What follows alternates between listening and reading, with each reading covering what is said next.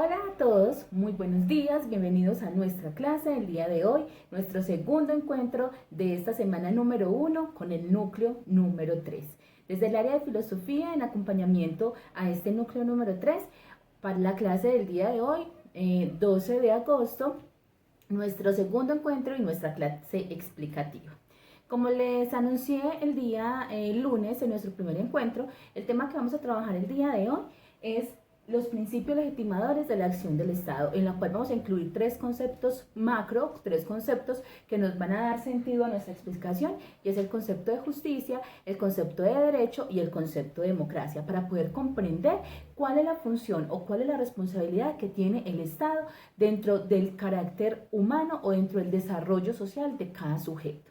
Para poder entender entonces cuáles son esos principios legitimadores, tenemos primero que pensar en un concepto muy importante, y es el concepto de Estado. ¿Qué se puede entender por Estado? Entonces, nosotros entendemos que el Estado es una organización o es una comunidad social en la cual se da una confluencia política común. El Estado entonces es un territorio, ¿cierto? Son órganos de gobierno que protegen, cuidan y organizan, que a su vez son soberanos e independientes políticamente de otras comunidades, es decir, que pueden ser autónomos y que pueden dirigirse, que pueden organizarse dentro de su propia comunidad. Pero al el Estado estar desarrollado, al estar involucrado dentro de este asunto, nos toca empezar como a definir y a direccionar conceptos. ¿Cuál sería en este punto el más importante? El sujeto. Entonces vamos a hablar de un sujeto que está inmerso, un sujeto que está dentro de un sistema, dentro de un modelo y dentro de una organización social, y ese sujeto, como lo dice, está regulado, está normatizado. Ese sujeto está sujeto. ¿Y sujeto a qué? Está sujeto a leyes y está sujeto a normas que esa misma sociedad o que ese mismo Estado le han impregnado o le han establecido. Entonces tenemos un sujeto que hace parte de una organización o que hace parte de una comunidad, y esa comunidad es el medio. Ese medio es lo que nosotros vamos a denominar como sociedad, y esa sociedad a su vez está organizada, dirigida y determinada por lo que se conoce como Estado, quien es el que regula. Entonces, un sujeto que está bajo normas y leyes, una sociedad que está organizada y que se convierte en Estado, porque ese es el garante o ese es el que debe determinar el cumplimiento de derechos y organizar esa sociedad para que se pueda establecer un buen funcionamiento dentro de ella. Hablamos entonces de que el ser humano es un sujeto social. Y este es social, ¿por qué? Porque hace parte o porque vive en sociedad, porque vive en comunidad. Entonces es aquí cuando aparece la justicia como el elemento responsable de controlar, regular y de colocar límites. ¿Colocar límites a quién? A todos los componentes o a todos los integrantes de esa sociedad. Y es cuando aparece entonces el derecho como una estrategia o como una herramienta para cumplir, para garantizar que ese sujeto esté protegido, que ese sujeto esté salvaguardado. Pero cuando hay derecho, también hay responsabilidades y obligaciones.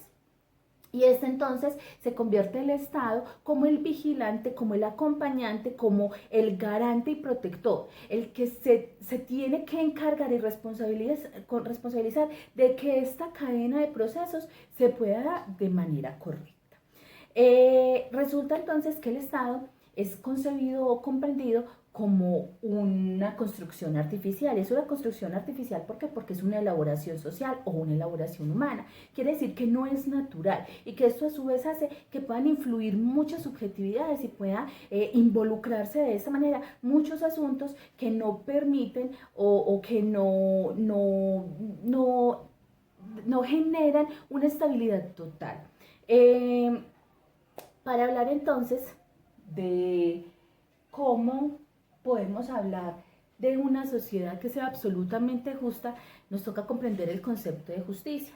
Y desde todo el proceso histórico, todo el proceso al desarrollar un ejercicio epistemológico, podemos encontrar que hay una definición que se construyó y que siguió postergándose a lo largo de los años. Y es que el asunto de la justicia es definida como esa voluntad constante y permanente de dar a cada uno lo que le corresponde, ¿cierto? Entonces ser justo habla también o hace referencia a lo que es equitativo, a la igualdad, a la equidad, y esto hace que una sociedad empiece a repensar cuál es la posición que tiene que tener ese sujeto o que tiene que tener ese mismo estado frente al otro y frente a los otros.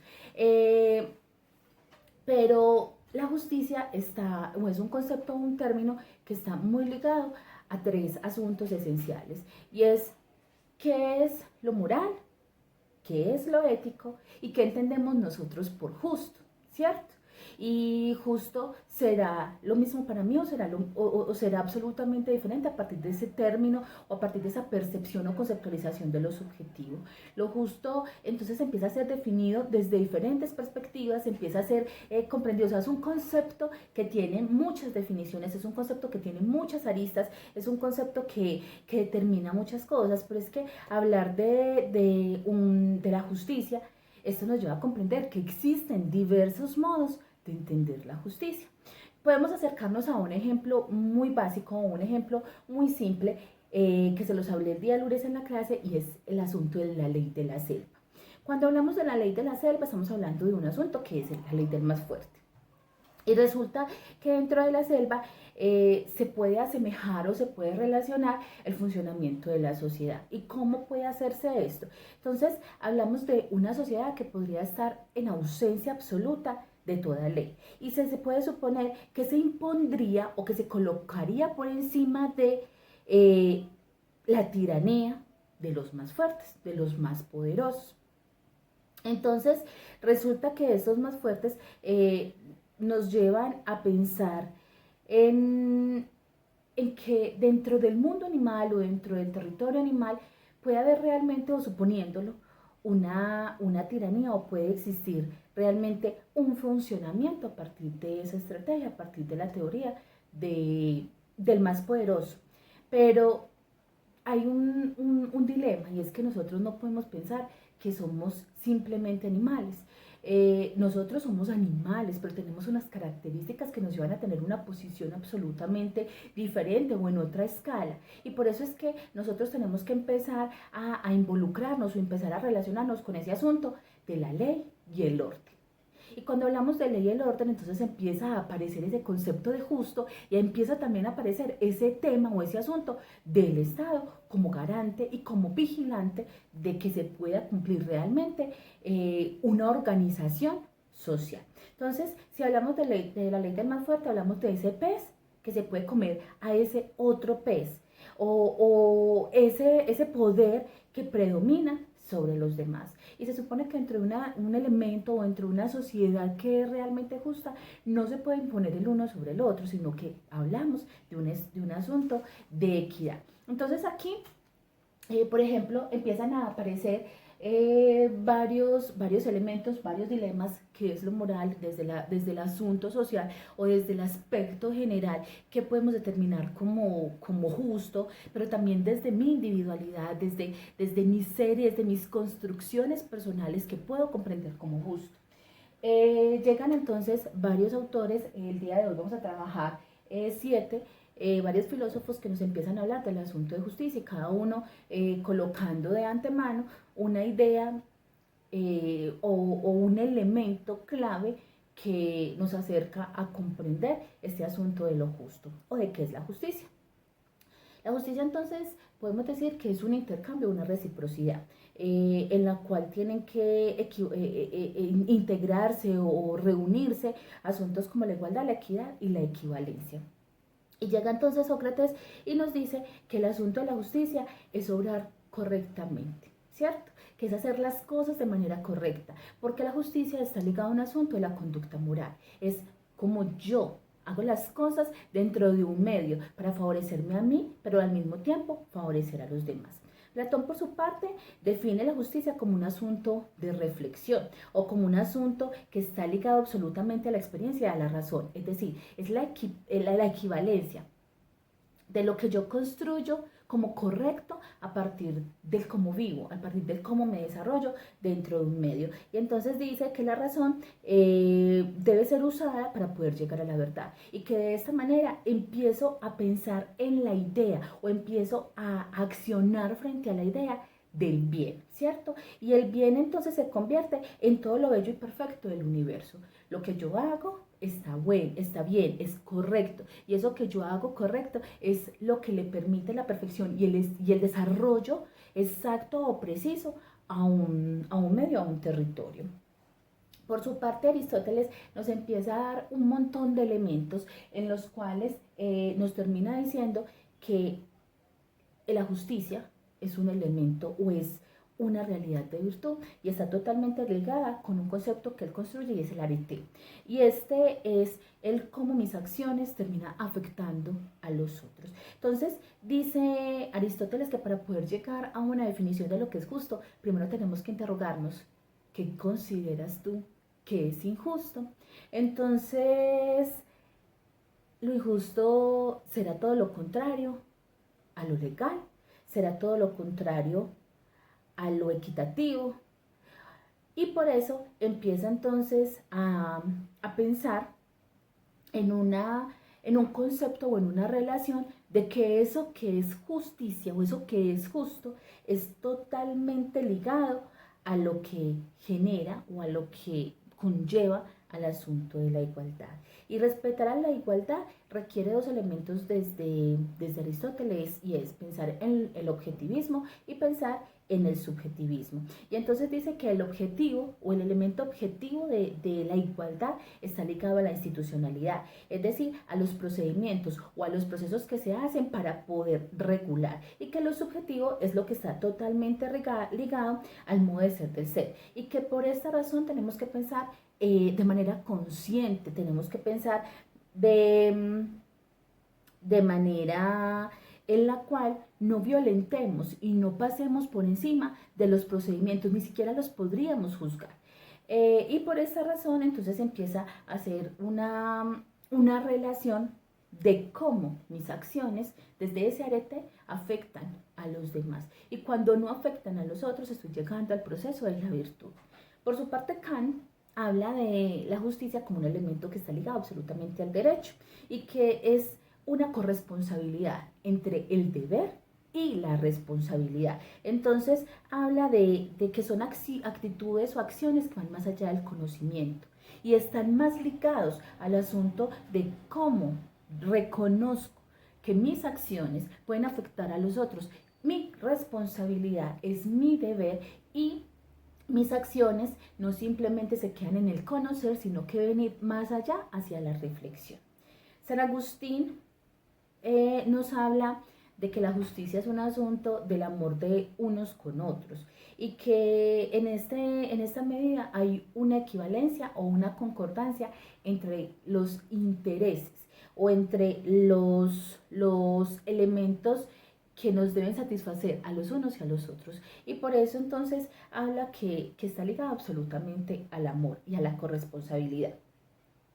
Santo Tomás de Aquino nos dice que la justicia depende realmente o únicamente de la relación que tiene el hombre con Dios. Entonces lo liga más absolutamente a que Él es el que juzga, a que Él es el que sanciona, a que nosotros debemos pensarnos como sujetos que respondemos de manera correcta a una entidad, porque la virtud simplemente es de Dios.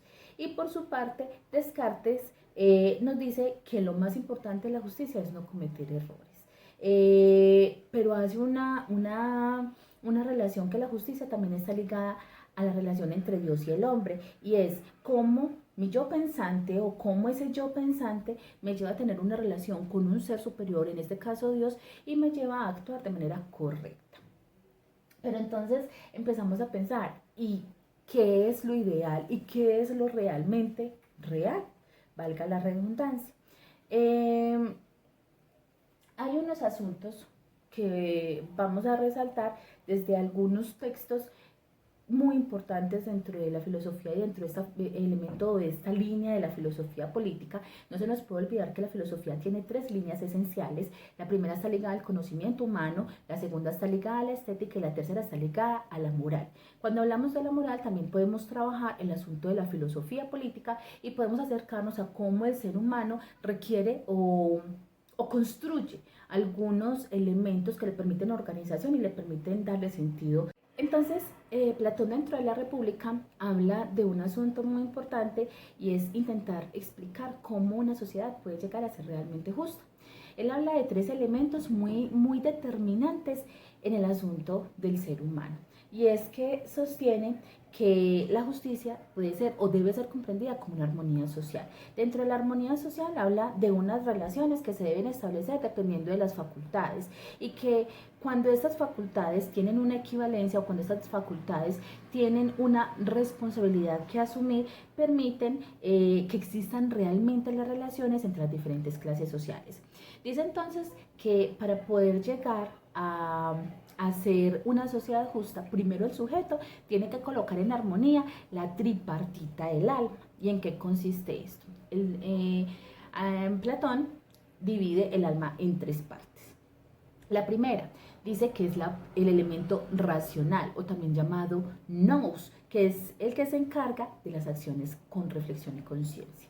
La segunda es el irascible, que lo denomina como el ánimos, y este es el que hace parte del asunto de la ira, lo irritable o el enojo y las emociones. Y el tercero es la apetitiva, que es la encargada de los deseos, es la sensitiva y lo apetitivo. Él dice que para poder llegar a una sociedad justa, el ser humano tiene que colocar en armonía esos 3 elementos, y cuando lo consigue, entonces puede empezar a pensar en la estabilidad o en el establecimiento de una sociedad basada en la justicia. Dice además dentro de la República que para poder llegar a la justicia tenemos que pensar que este es un elemento de virtud de carácter, y que para establecer una virtud justa para establecer una sociedad justa, cada uno tiene que cumplir o tiene que realizar la función que le ha sido asignada, y lo tiene que hacer de acuerdo a sus capacidades físicas y mentales. Y entonces establece que se le debe entregar una responsabilidad a cada uno de los miembros de la polis, porque es el elemento esencial a partir del cual se puede hablar de justicia. Cuando a la polis o al pueblo se le entrega real importancia y se le asignan responsabilidades que él deba cumplir. Entonces habla de una pirámide poblacional, y en esta pirámide poblacional está dividida en 3. En la cima de la pirámide deben aparecer los sabios, y él dice que son aquellos que deben dirigir la polis. En el centro deben aparecer los valientes, y esos valientes son aquellos que van a generar seguridad y protección. Y en la base de la pirámide, él propone que deben estar los trabajadores, que son los que están encargados de la producción. Y si cada uno responde a su responsabilidad, se puede llegar al asunto de una polis de justicia. Aristóteles, por su parte, en la Ética a Nicómaco, habla de 2 sentidos esenciales que se le dan a la justicia, y habla del elemento de la justicia como un asunto que es de igualdad.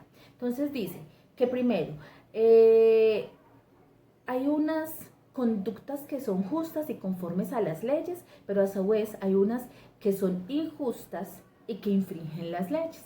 Y segundo, que se emplea el concepto de igualdad desde 2 miradas.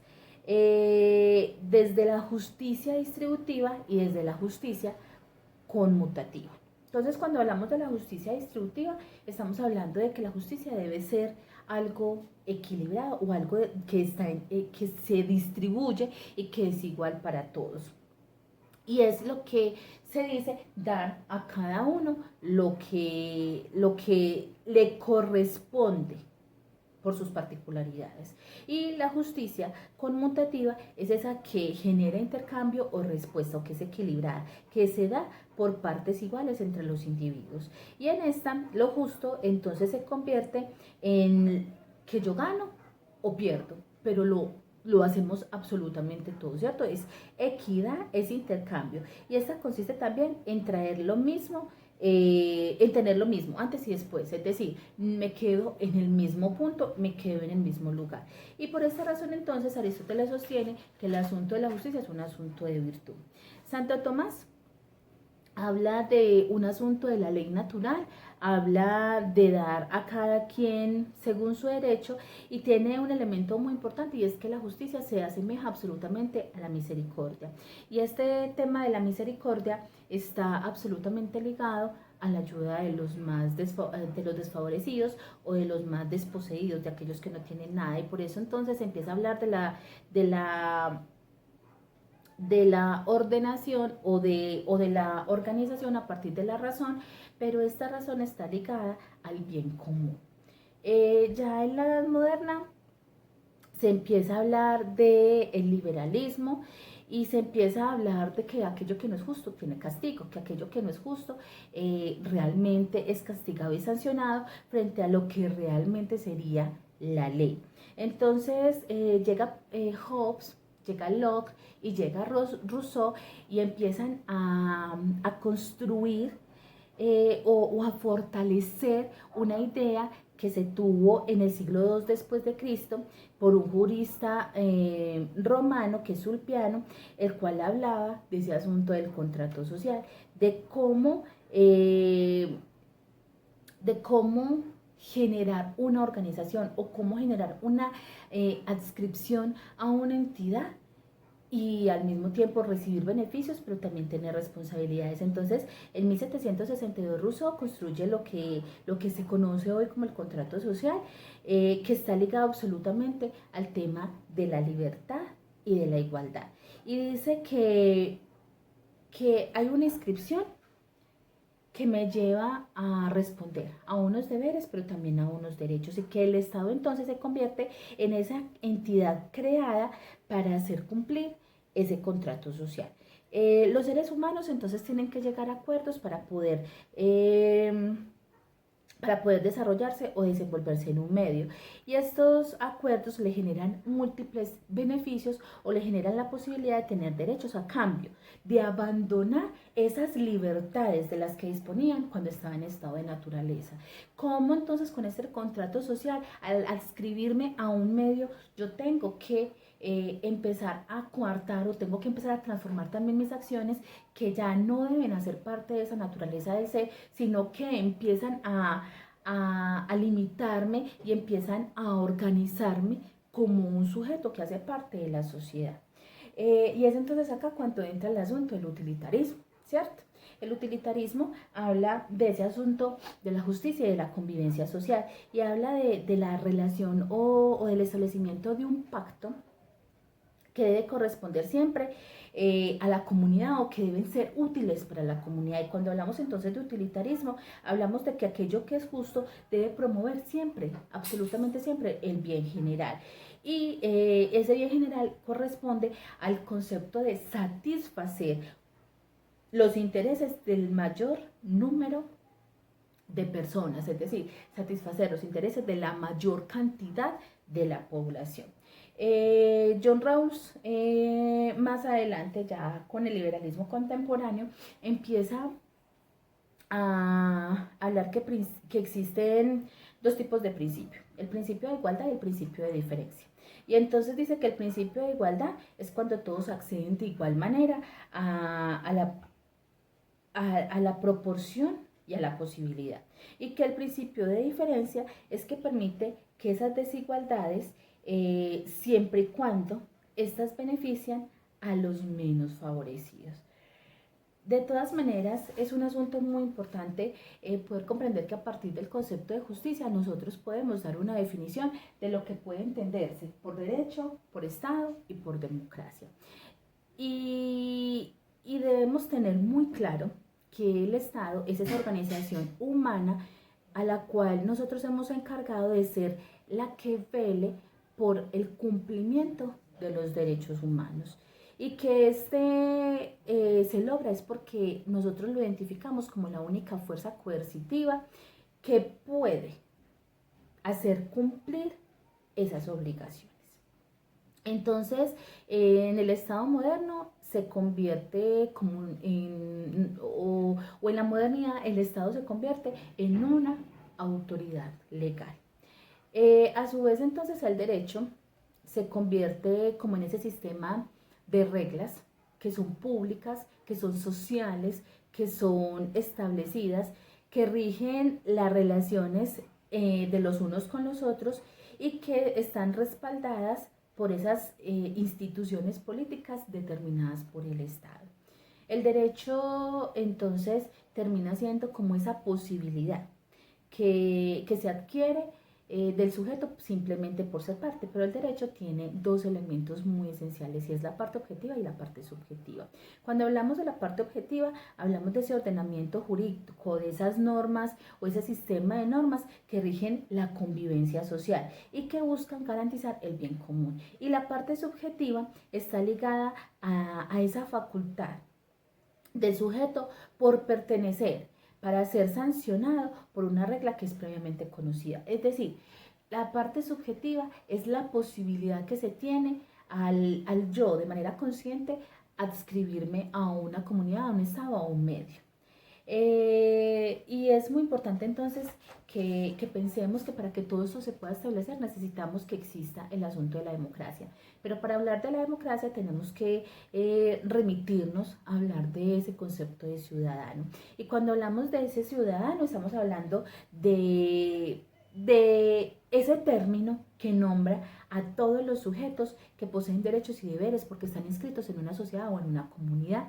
El concepto de ciudadano ha tenido un cambio y se ha modificado y se ha transformado a partir de cada una de las épocas de la historia. Por ejemplo, en Roma, en Roma, es muy irreal o es muy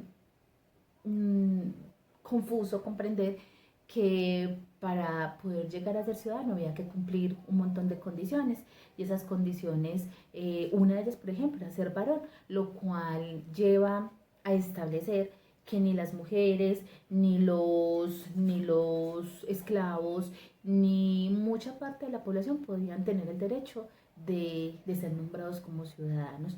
Ya en la Grecia antigua empieza a hablarse del asunto que para poder ser ciudadano tenía que tenerse una participación dentro de la política y de esta manera se adquiría, o sea, cuando yo soy reconocido en la polis, puedo adquirir el nivel o la categoría de ciudadano.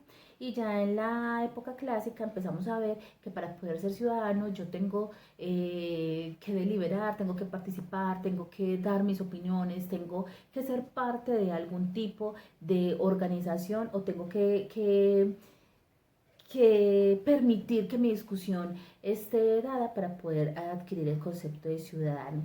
Lo importante es que dentro de la filosofía el concepto de ciudadano nos permite acercarnos a esa idea de la formación de un sujeto que sea crítico, que sea reflexivo, que tenga empoderamiento con sus ideas, un sujeto que sea capaz de darse cuenta que ese contrato social realmente lo lleva a la libertad y que aunque se pierde el estado de naturaleza, también construimos un estado de humanidad que nos debe llevar permanentemente a la reflexión y eso debe ser la filosofía. Entonces cuando hablamos de democracia nos ligamos a ese asunto de ser ciudadano, nos ligamos a que la democracia pues es comprendida como una forma de gobierno donde el pueblo gobierna y lo debe gobernar a partir de ideas construidas bajo argumentos y justificaciones.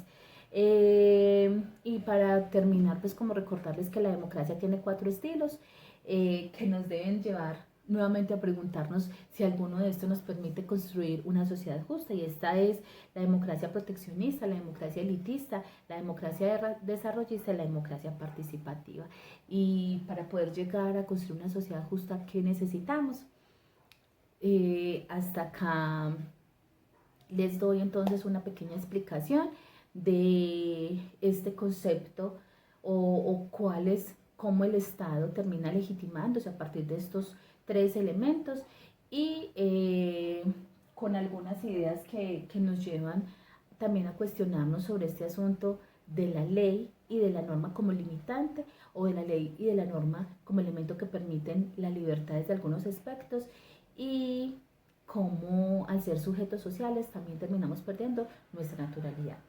Les envío un fuerte abrazo. Cualquier duda estamos por los medios del correo y el WhatsApp. Que estén muy bien.